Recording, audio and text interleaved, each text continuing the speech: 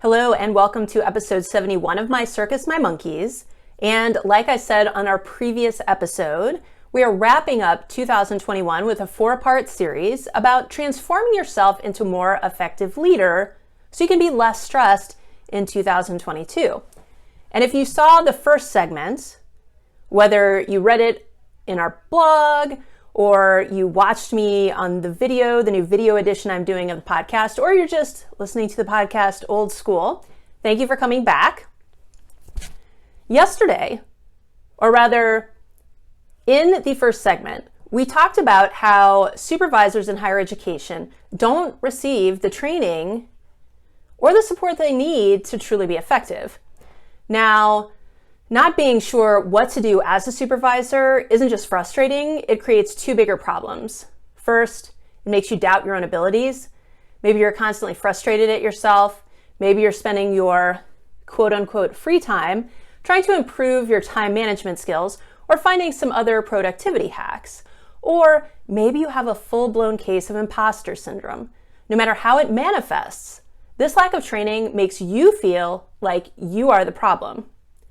The second problem is that this lack of training keeps you in this cycle of exhaustion. And that is not having the right knowledge and skills waste you and your team's energy. And energy is your most valuable resource. So instead of focusing your energy on the things that will help you achieve your objectives most effectively, you're often using it on tasks that are embedded in systems that aren't actually aligned with your goals, with your objectives.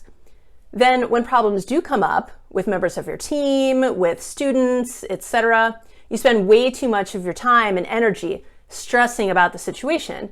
And if you had the right training, you'd have the knowledge, skills, and systems you need to quickly solve most of those problems and, better yet, prevent them. Now, that leads us to what I want to talk about today, how your brain actually works. And you may be wondering what that has to do with getting all of your work done, making sure retention numbers don't slip, or why you can't get Bill to do what he needs to do around the office. But I assure you, it is connected.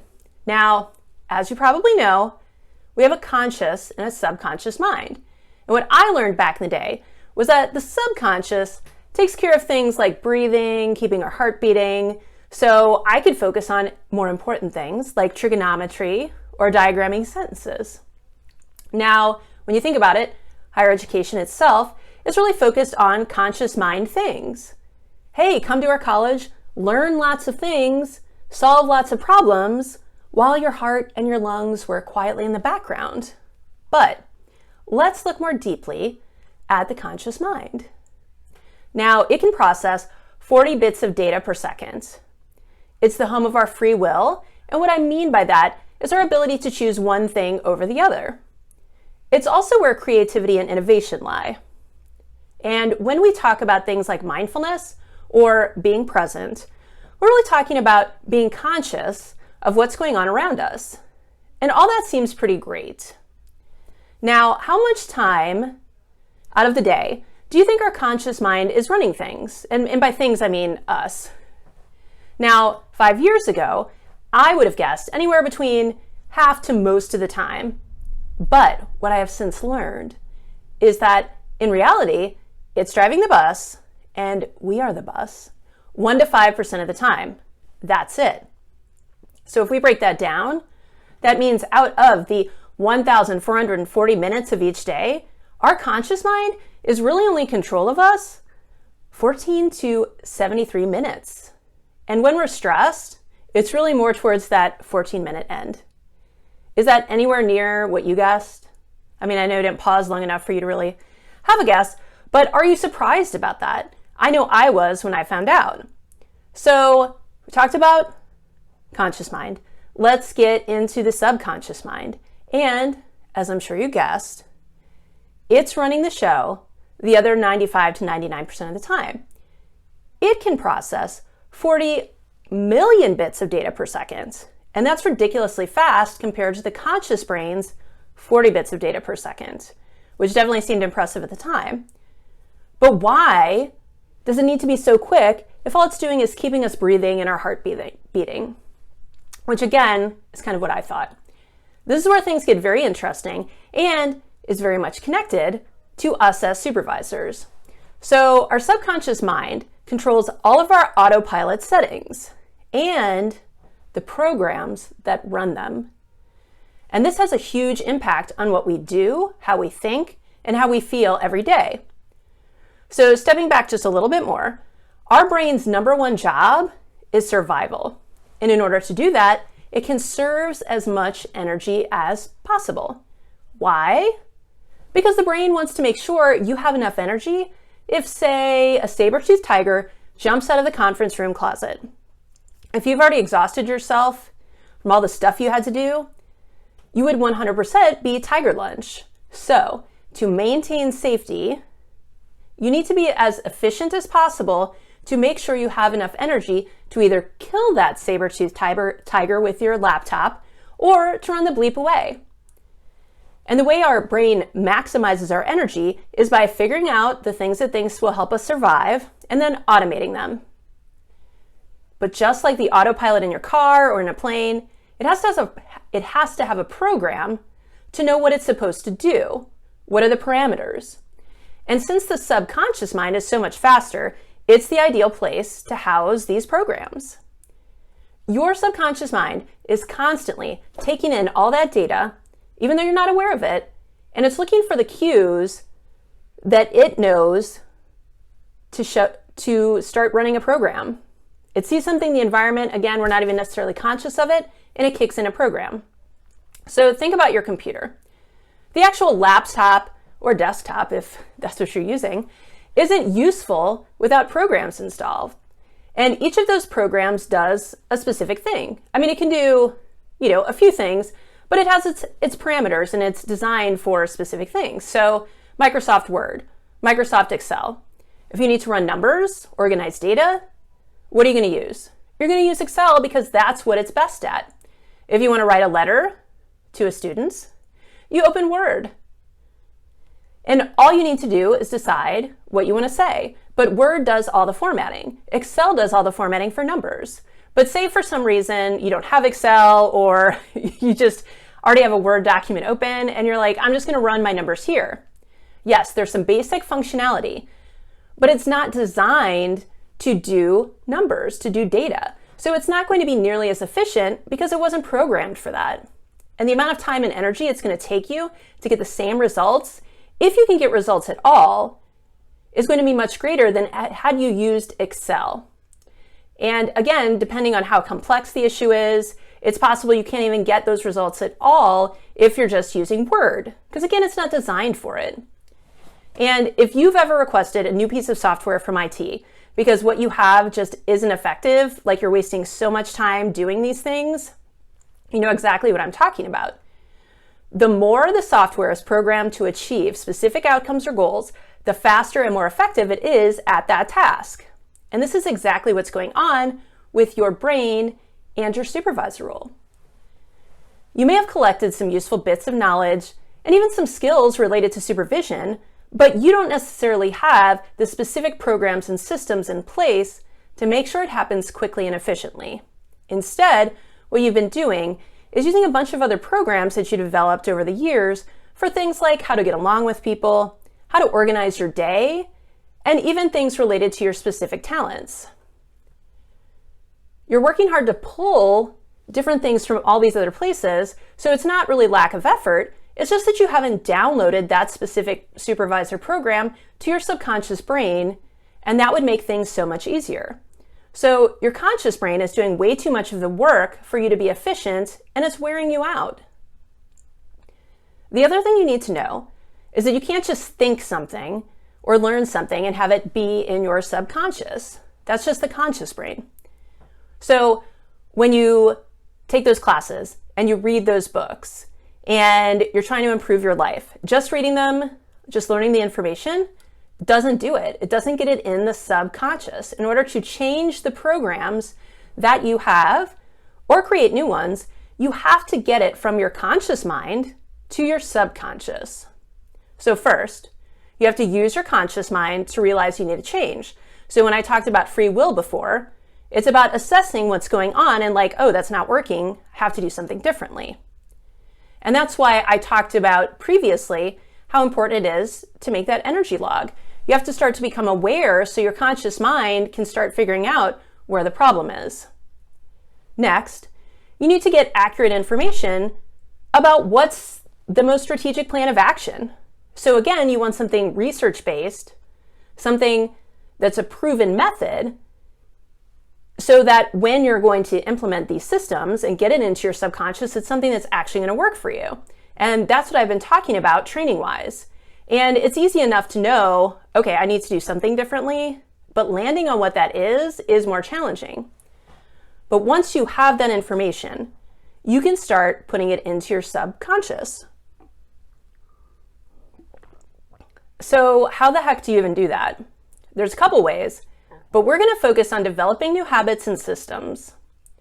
I definitely want to talk about how talents play into this, but I'm going to save that for the next part of this series. The subconscious learns what's important by repetition. So when we tweak our existing habits or develop new ones, we create new programs. And it's your habits that drive your day. That's the 95 to 99% of the time the subconscious is driving. You're simply performing habit after habit. There's something in the environment that serves as a cue, which alerts your subconscious that it needs to do blank. You do it without even thinking. If you've ever tried to stop eating the baked goods that Becky keeps bringing in, or really stop any habit, you've experienced this in action. All of a sudden you're in your office mid-muffin and you think, crap, how did this happen again? I told myself I wasn't going to do this anymore. That's your subconscious programming at work. When you have a set of habits that work together, that's a system. For example, when you get ready for bed, you have a routine, aka system, that consists of habits like brushing your teeth, washing your face, don't walk your face, that seems weird, putting on your pajamas, setting your alarm, etc. When your goals and objectives are aligned with your habits and systems, you achieve them effectively. When they're not aligned, you waste energy, time, sometimes other resources. Think about, again, getting ready for bed and what your system is. If, after you do all those things in your system, you get into bed and you pretty quickly fall asleep, then your system was aligned with your goals. But if part of your bedtime routine consists of things that keep you falling asleep, like drinking coffee, checking your email, watching TV, like really scary or action movies, then you probably don't have a very effective system. In other words, the things that you're doing so easily and without any thought are actually getting in your way. So to show you how this works, let's do a quick assessment of one of your systems. So pick one of the systems that you have as a supervisor. And again, remember, a system is really just a collection of habits or activities that are connected and work together. So maybe you want to do your system for communicating with your team. Maybe it's your system for checking and responding to email. Maybe it's your system for interacting with your supervisor. Maybe it's your system for planning your day. Just pick one, and I want you to walk you through a quick way on how to assess how effective it is. So, once you've decided which system you want to focus on, jot it down on a piece of paper or start a Word document. Probably don't use Excel for this one. And then answer these questions about your chosen system. And before I get into the questions, don't worry about being super thorough. I don't want you to make this seem like it's this overwhelming task that you have to set aside an hour to do, or you're not going to do it. Just take, 15, 20 minutes, or even less. I just want you to be able to do a relatively quick assessment so you can see approximately where you are. It does not have to be perfect. So, the first thing I want you to ask yourself, and feel free to pause this after each question and fill it out if you'd rather do it that way, that's totally fine. But first question, you know which system you're assessing. What are your objectives for this system? In other words, what is the point of doing these things? What do you hope to accomplish and why is it important? Okay, number 2, what are the individual pieces of that system? So what are the things that you're doing on a day-to-day basis, every week, whatever it is, in order to achieve the objectives that you have in question number 1. Okay. Number 3, are there any specific points of frustration, either for you or for the other stakeholders in whatever that system is? So your team, students, other coworkers, etc. 4, when you look back at your answer for number 2, which again is just what are the things that you're doing, which elements seem to be the most helpful in achieving your objectives? Question number 5, when you look at your answers for number 2, again, what you're doing, which seem to be the least helpful in achieving those objectives? Question number 6, would your team or the other stakeholders agree with your answers to number 4 and 5? And what I mean by that is often as supervisors, and we're going to get into this a little bit more next time when we talk about talents, we assume things are working because maybe they're working for us, but they're not working for our team or they're not working for the students. So as much as you can, and this, you can get some insights again from frustration points, would your team or other stakeholders agree with what you said in 4 and 5? And so then finally, after you've gotten all this down, again, quickly off the top of your head, on a scale of 1 to 100, how effective would you estimate your system to be at achieving your objectives? And be honest. You want to be honest, but avoid judging yourself. Because again, like I've been saying, the reason that we are not effective as supervisors is because we haven't gotten the right training. If you haven't gotten the right training, why on earth would you be an effective supervisor? It doesn't make sense. So all you're really trying to do is figure out how effective is this system, because once you know that, you can start making changes if you need to. So if you said anywhere between 0%, and hopefully that didn't happen, but 0 to 25%, your systems need a lot of improvement. And again, there's no judgment. It's just because no one has helped you develop an effective system. And when your system isn't effective, it's causing a lot of stress and a lot of work for you and your team. If you said somewhere between 25 to 50%, you've got a good start, but the points of failure are holding you and your team back. If you said somewhere between 50 to 75%, you have a fairly effective system, but you need to think about whether that system is built for you or your team. Again, we often think things are working because they seem to be working for us, but that may not be true for the other stakeholders. We're going to, again, dig in to the talent idea in our next segment, but we view the world through the lens of our talents, and that means we can very easily be biased against the needs of other people. And finally, if you said you thought your system was 75 to 100% effective, congratulations, you're stepping into your role as a leader. But here's my question.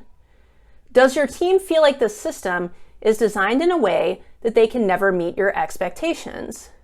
If so, it might feel like it's helping you be productive, but it's actually getting in the way of your team's productivity. So that's just a quick way for you to assess some of the systems that you have. And, you can use that for other systems that you have and not just your own. I said earlier that systems are a collection of habits, but it can also be applied to your formal and informal procedures that you and your team use on a daily basis. So I just wanted to give you that tool to be able to start this process. So let's wrap this up. Remember, when I talk about systems, I mean a cluster of habits running on autopilot in your subconscious. When these systems are effective, it means they're aligned with your goals and objectives, so you meet those objectives with the least amount of energy possible. That leaves plenty of energy to stave off those saber-toothed tigers, possibly get some other work done, and ideally get some rest.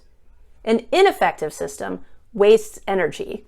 Maybe it's wasting things that don't, maybe it's wasted doing things that don't help you get where you want to go, or maybe it's wasted by you overthinking and or running around getting other people's feedback on a situation.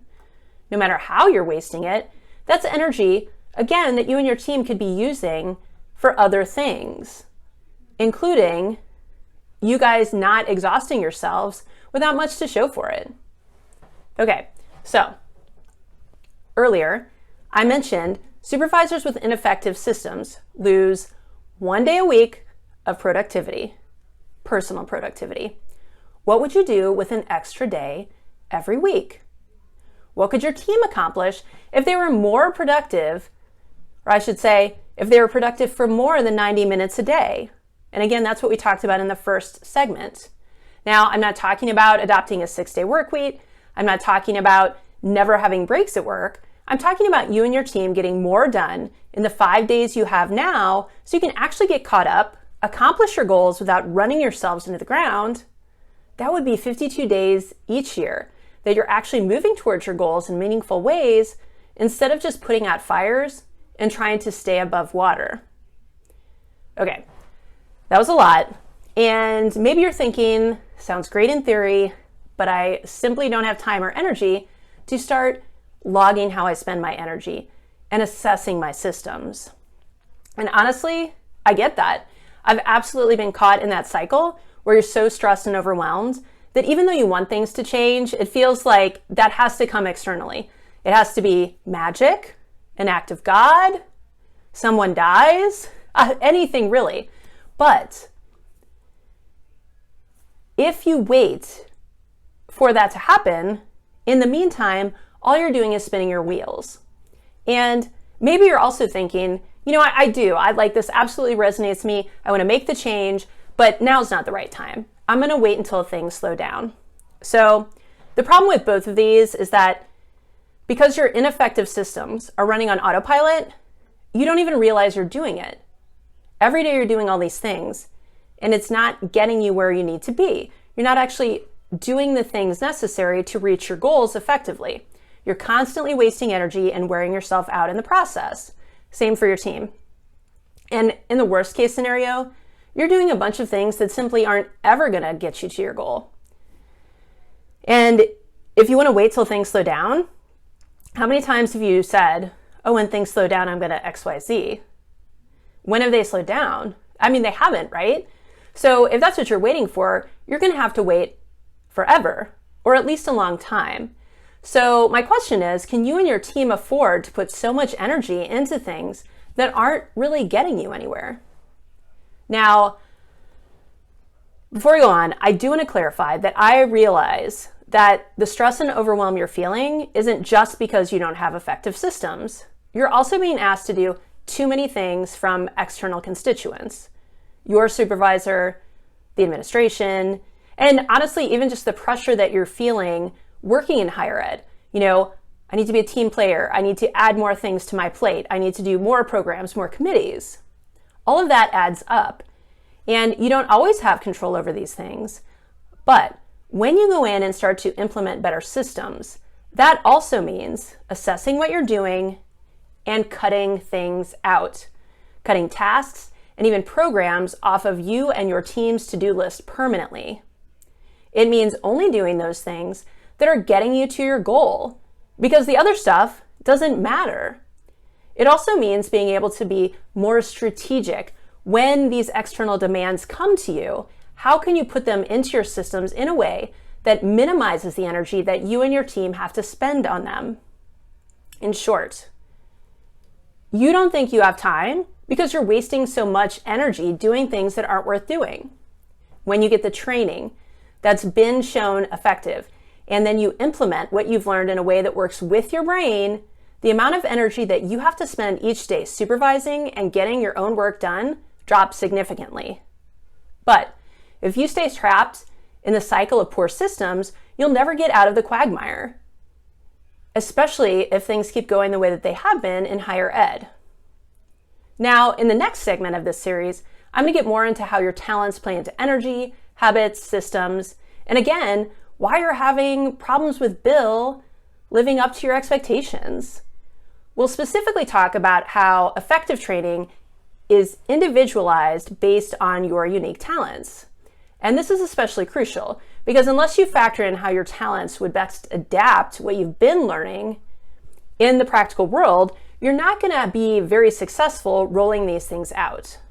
Everyone has different talents, and when you don't use them productively, again, you fall into the trap of wasting energy. All right, well, thank you for joining us. If you have any questions or comments about what we've covered, please write them below, shoot me an email at ann@strengthsuniversity.org. And again, please share this with your friends and colleagues. And until next time, stay strong.